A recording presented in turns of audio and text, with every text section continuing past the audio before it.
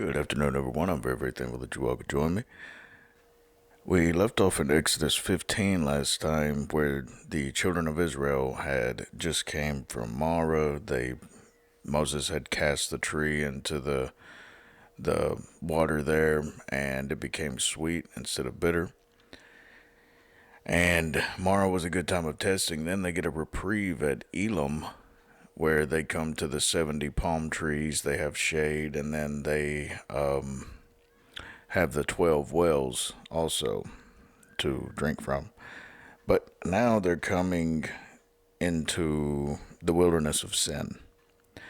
And they took their journey from Elim, and all the congregation of the children of Israel came into the wilderness of Sin, which is between Elim and Sinai, on the 15th day of the second month after their departing out of the land of Egypt. So they come to this wilderness of Sin 1 month after the Passover night. And as far as I can tell, this is about as accurate of a description as I can see the Exodus route mapped out. So they cross the Gulf of Aqaba and wind up in the wilderness of Shur, and right on over here is the wilderness of Sin. And they're about to come to Mount Sinai. And the wilderness of Sin had nothing to do with any figurative language. It could very well have been called the wilderness of Zen, but wilderness of Sin just fits our modern vernacular, but it had nothing to do with actual sin. And the whole congregation of the children of Israel murmured against Moses and Aaron in the wilderness. And the children of Israel said unto them, Would to God we had died by the hand of the Lord in the land of Egypt, when we sat by the flesh pots, and when we did eat bread to the full. For ye have brought us forth into this wilderness to kill this whole assembly with hunger. This is a common trait with very complacent individuals. You have to remember, these were slaves their entire life, so complacency, complaining all the time, was probably the norm with them. They probably just always complained. That's all they ever knew was complaining. So this whole 40 years in the desert is a way to break them from that. Stop complaining. Just trust God. And many complacent people, you'll find that whenever they look back at the past, even if they had a horrible past, if their situation at the present isn't very comfortable to them, they'll only look at the good of the past. They'll never regard themselves, as slaves or whatever in the past. But they'll look back at the past and they'll see the good, and then they'll look at the present and only see the bad. They have very selective memory in this regard.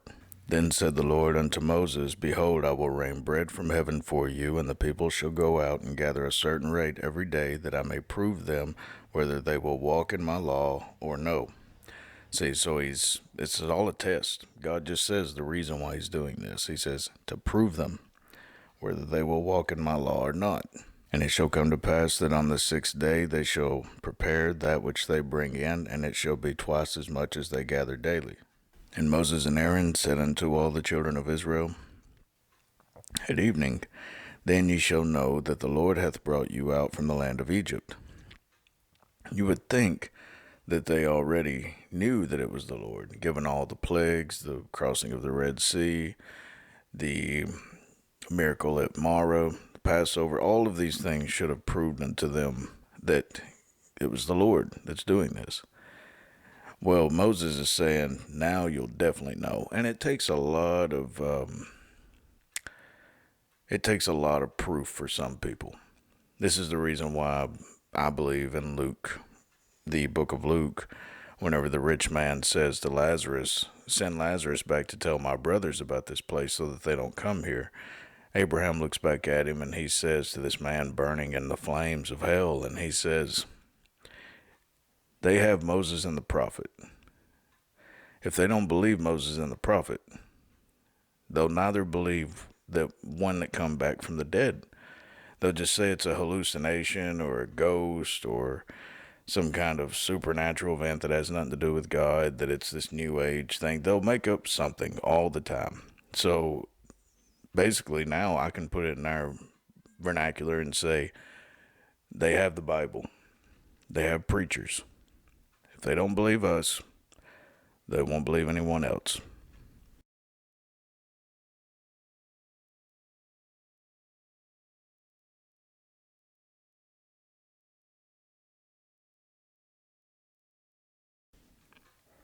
And it's the same situation right here that we see. They still have to be proven this. So every day they're out in the wilderness now. They're out in the desert. The desert. There's literally nothing there to nourish them. And so they have to rely on God.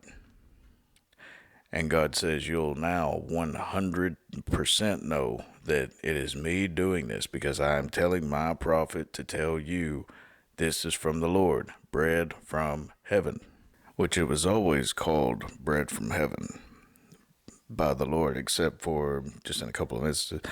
Psalm 78 says, man did eat angels' food. He sent them meat to the full. So it's also called angels' food. And manna itself means, what is that? It's a peculiar, they didn't know what it was. It was foreign to them. It doesn't mean bread, it means, what is that? And in the morning then ye shall see the glory of the Lord, for that he heareth your murmurings against the Lord. And what are we that ye murmur against us? Moses says, why are you murmuring against me and Aaron? We have nothing to do with what you're saying. We're reliant upon the Lord just as much as all of you.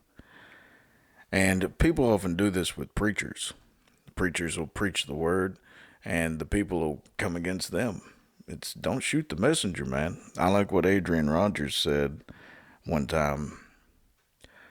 I'm just a preacher. He says, I'm just shooting into a barrel. If you're one of the fish that gets hit, so be it.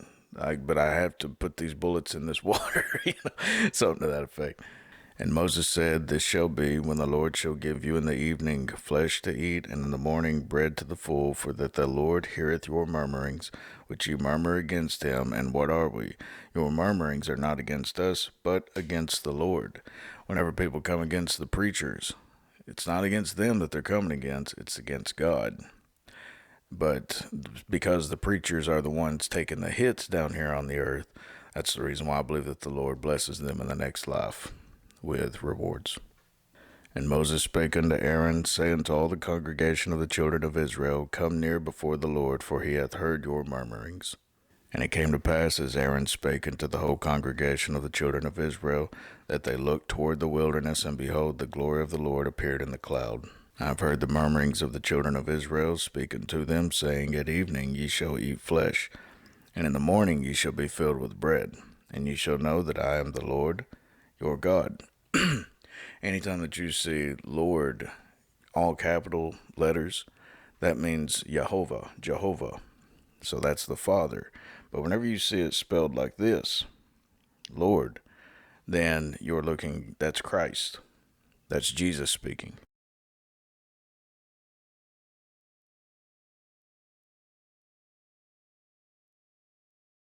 And it came to pass that at evening the quails came up and covered the camp, and in the morning the dew lay round about the host.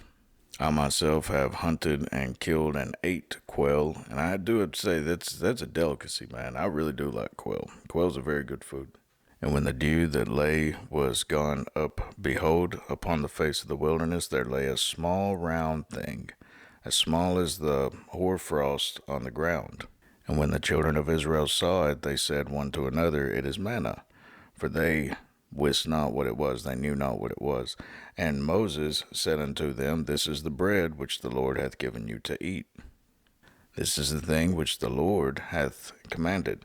Gather of it every man according to his eating, an omer for every man according to the number of your persons. Take ye every man for them which are in his tents.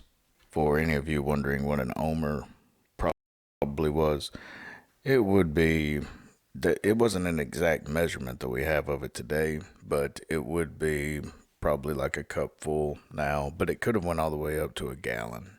And the children of Israel did so, and gathered some more, some less. So some would gather quite a bit, some would gather not a whole lot, just enough. But either way, God never told them an exact measurement. He said, get however much that you need, and he said, let every man gather it himself. You go out and do it. Don't pay someone else to do it for you.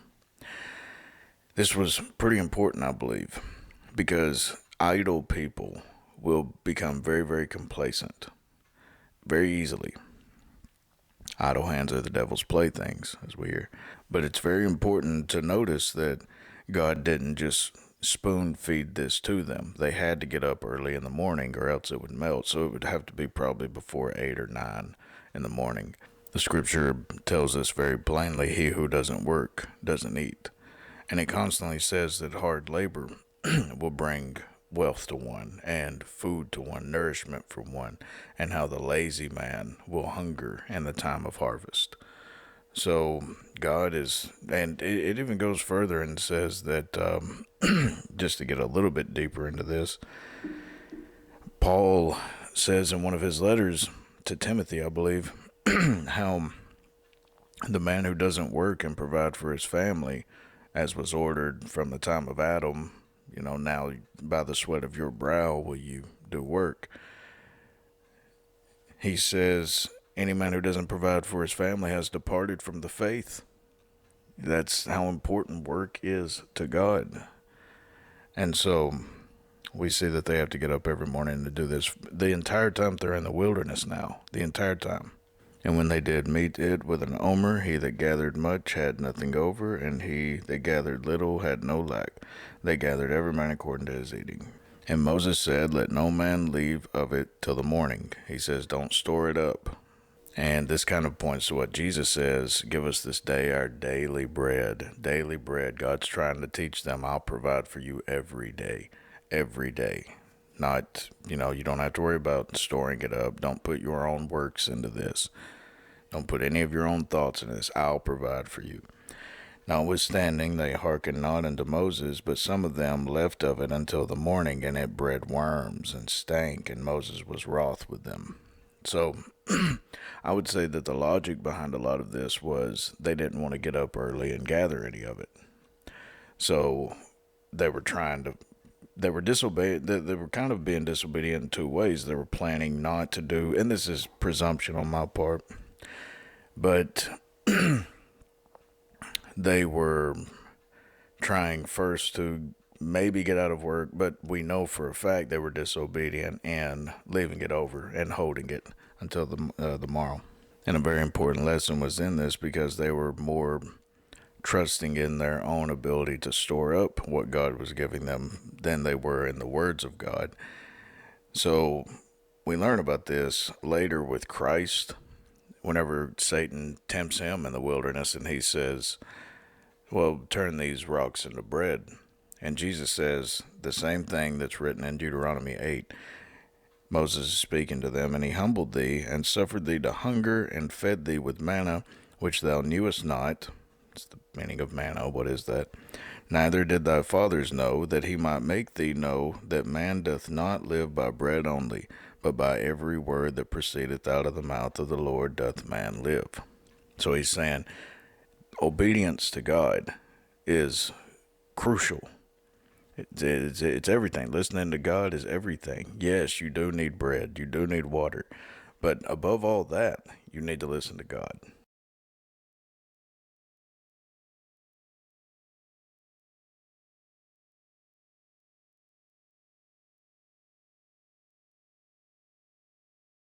And they gathered it every morning, every man according to his eating.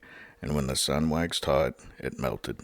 And it came to pass that on the 6th day they gathered twice as much bread, 2 omers for one man, and all the rulers of the congregation came and told Moses. They were like, wait a minute, we've got a whole lot more on this day, and then the rulers kind of come and they're shocked at this. They're like, no, people are gathering more and more, but it's commanded of the Lord. And he said unto them, this is that which the Lord hath said. Tomorrow is the rest of the holy Sabbath unto the Lord. Bake that which ye will bake today, and seethe that which ye will seethe, and that which remaineth over lay up for you to be kept until the morning. This is the very first time that they're ever told about the Sabbath. Very first time they're ever told to obey the Sabbath. And he says this is a day of rest. And they laid it up till the morning, as Moses bade, and it did not stink, neither was there any worm therein. And Moses said, eat that today, for today is the Sabbath unto the Lord. Today ye shall not find it in the field. He says, don't go work. Don't go into the field. It's a day of rest. 6 days ye shall gather it, but on the 7th day, which is the Sabbath, in it there shall be none. He's saying there'll be none in the field. Don't go work. And it came to pass that there went out some of the people on the seventh day for to gather, and they found none. Ain't that amazing? I mean, you've been told this. So many are told about God's God God's rules, and God tells them this is what's going to happen. If you don't believe in my son, if you don't trust in him, if you don't love me, then you will not be allowed into heaven. You will go to hell when you die. People still don't want to do it. They're being told plainly, just as these Israelites are about the manna on the seventh day, don't do this. And they still rebel against it.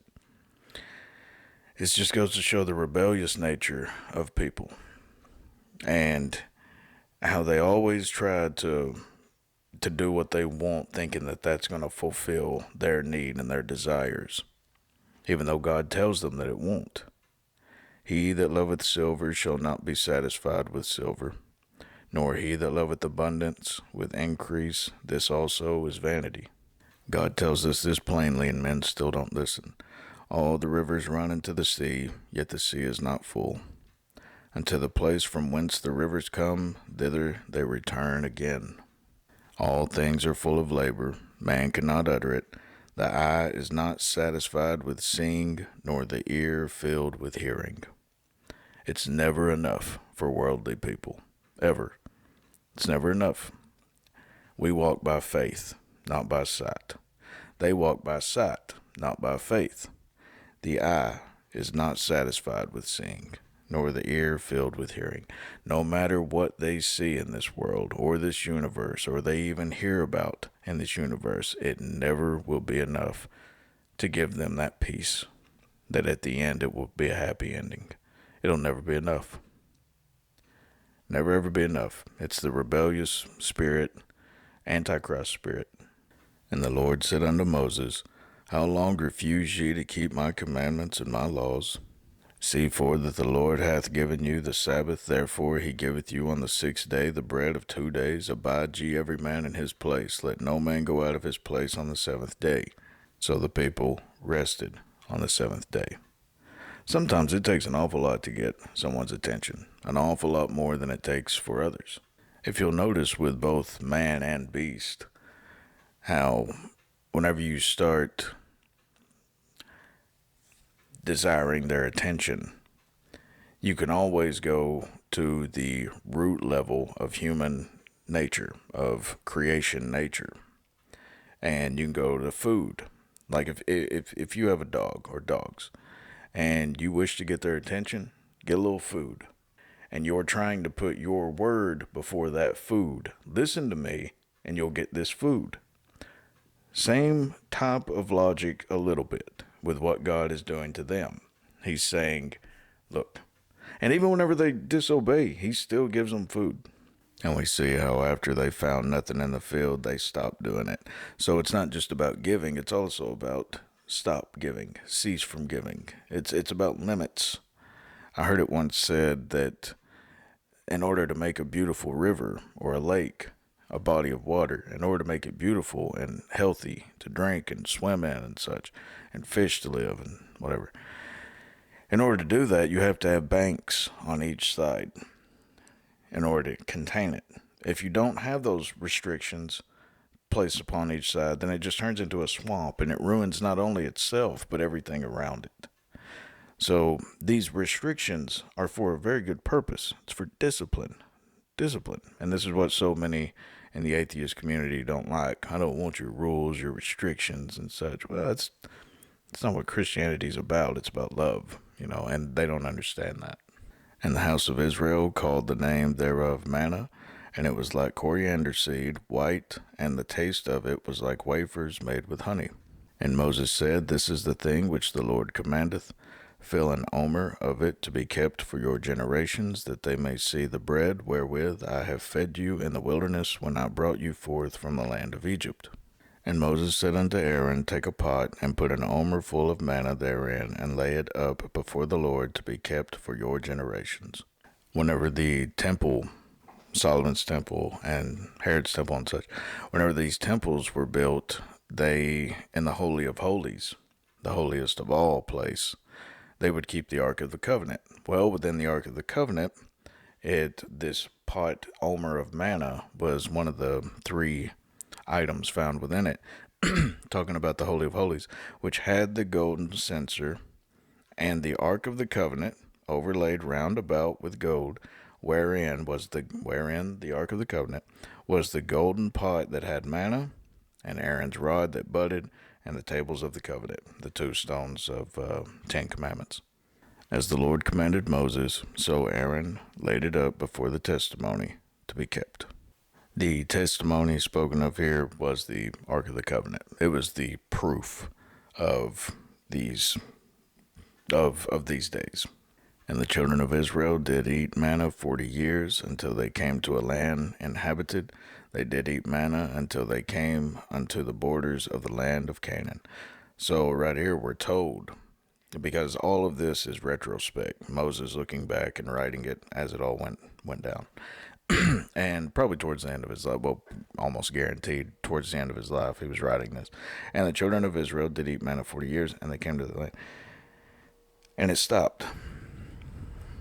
It stopped whenever they reached the land of Canaan. That's very important, because it was very, very important that it just had a stopping point. Jesus mentions, he alludes to this later in the New Testament.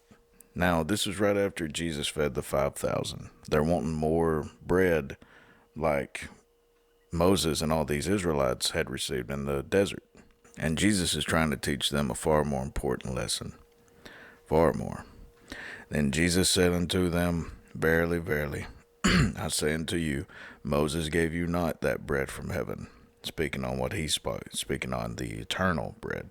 But my Father giveth you the true bread from heaven. Moses did give them bread from heaven, but not that bread from heaven, the true bread of heaven that Christ is now revealing to them. As this manna was a foreshadowing, it was just a foreshadowing of Christ, how he nourishes forever, and it's a guaranteed promise. For the bread of God is he which cometh down from heaven, and giveth life unto the world.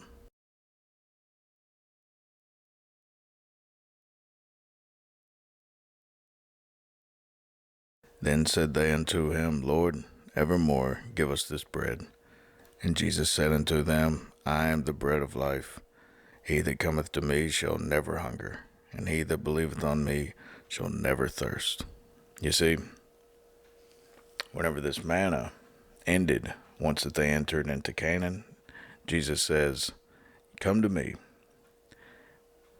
and partake of the true bread from heaven. Believe in me. He says, trust me and my words, that he is from God and that he died for your sins. He says, come to me. He says, and you shall never hunger. He that believeth on me shall never thirst. Just as he told the woman at the well. He says, you drink of this well, you'll thirst again.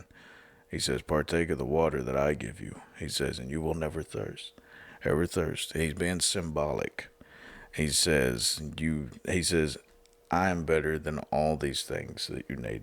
He says, if you believe in me, instead of that water or that bread, or any kind of food, or any kind of money, or any kind of wealth, or any kind of fame, he says, then you will never need for anything again. Because it's God in the flesh. Beautiful. Now an omer is the 10th part of an ephah. One last quick review of this manna.